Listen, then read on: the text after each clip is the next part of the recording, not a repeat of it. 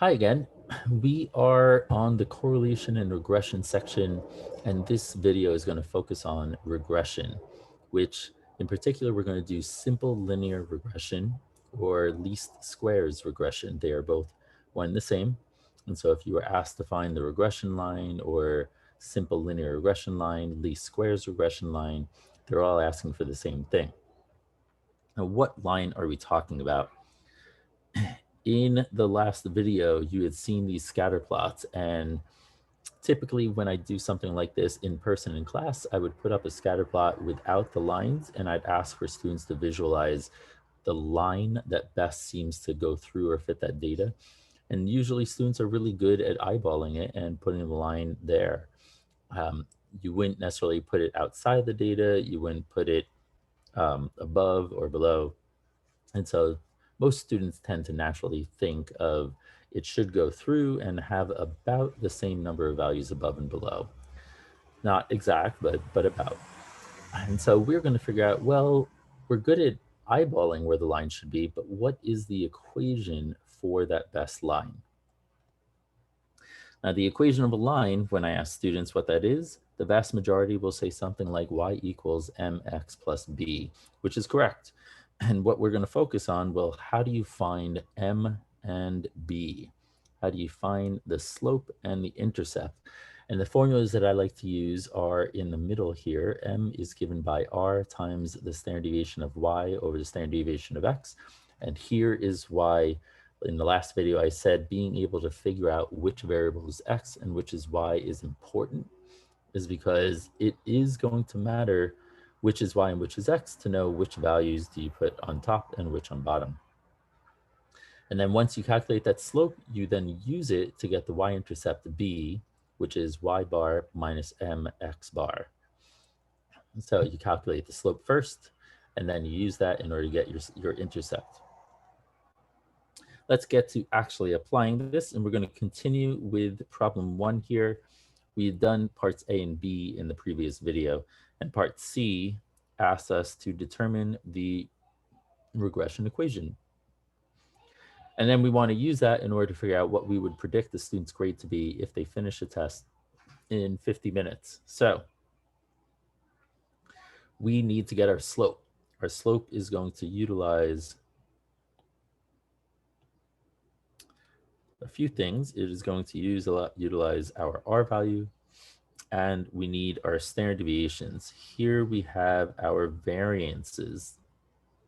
So, and we know which is y. Y is going to be grade, so that's going to be the square root of 70.71.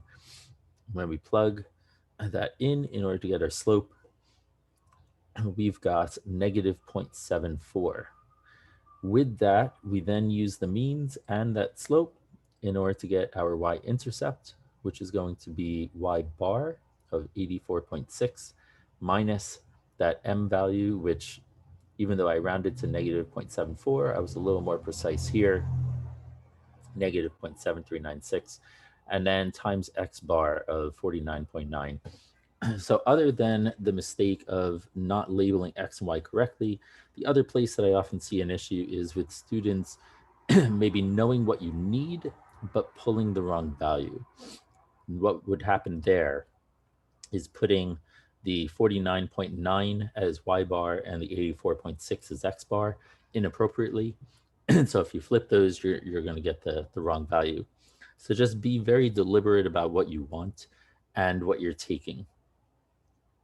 Once we have M and B, we could simply plug back in order to state our regression equation.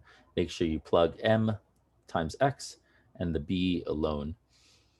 And then to finally answer the rest of the question, what would we predict the student's grade to be if they finish a test in 50 minutes?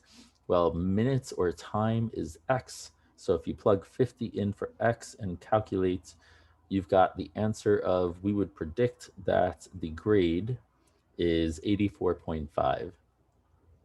And so that's how you could make use of the regression equation.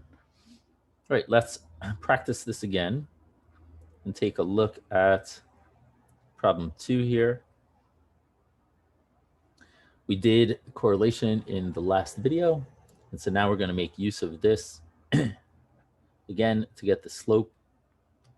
we've got r as negative 0.995, and we had found the variances last video over here. So remember, we're going to want to square root those. And then once you have that, you can get your intercept. And I am going to reveal this information, but you're welcome to pause and see if you could get it on your own before I show it in just a moment. Or you could continue and let's see what it should be. All right, so we've got that y, like I said earlier in the last video, should be your dependent variable or the response, and demands is our explanatory or independent variable. The slope should come out to be pretty small in this case, negative 0.0357. And your y-intercept is almost 11 at 10.976. Again, I tend not to round much, and so that 237.33 has many more threes in it in the calculation here. And when you plug into your equation, that is the equation of the line that you should get. In part D, it asks you to create a scatter plot and sketch the regression line. So over here, creating a scatter plot. This is what it should look like. So price, your y variable should be on that vertical axis. Demand, the x variable should be on the horizontal one. And then to create a scatter plot, you are plotting the points in pairs. And so, for example, we have price of 2, demand of 252. And so I would look at 252, which is about here. And I go up to a price of 2, and I plot a point there.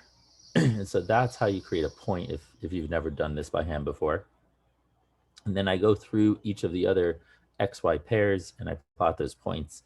And then I could envision that the line should be decreasing and should go through the points.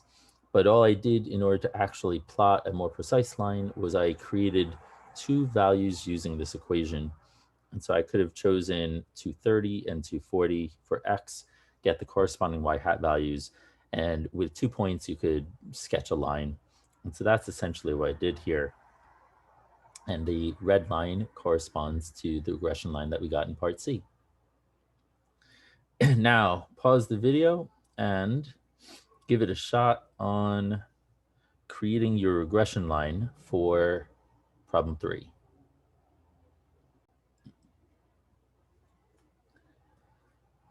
Let's see how you did.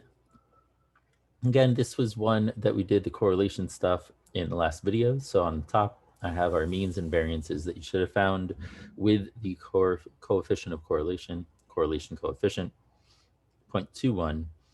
And hopefully this is what you got to for your regression equation. So y hat equals m of 0.1072 x plus b of 0.1688. Again, I try not to round too much. So if you use 0.11, 0.17, that's not horrible, but it could be helpful to just be more accurate. But something that is beyond this problem is I created 2 questions for you to make use of it. So this is not in the handout, but let's see if with your equation you are able to answer these. So I want to know, what rating do you expect for someone that is 65 inches tall? What do you anticipate their physical attractiveness rating being? And so take a moment to answer that.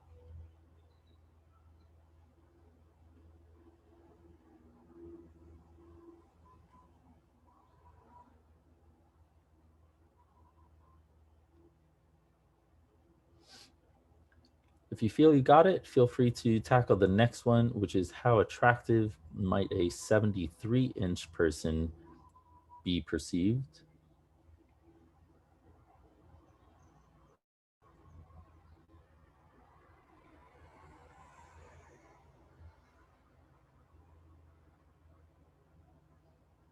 Right, so I'm going to reveal the answer to the first one. In order to answer this, we want to know what y is, and our y hat is our predicted value. and X is 65 inches. So I plug that in and I got 7.14. So since 65 is within the range of observed values, it doesn't have to have been an observed value, but we had observations that spanned 61 through 71. 65 is somewhere in there, even though it's not actually in the table, but it's between 61 and 71. This is called prediction,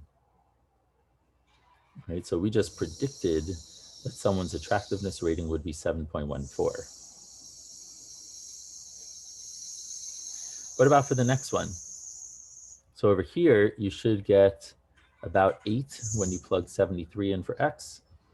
And now 73 is outside of that range of 61.71 that was observed.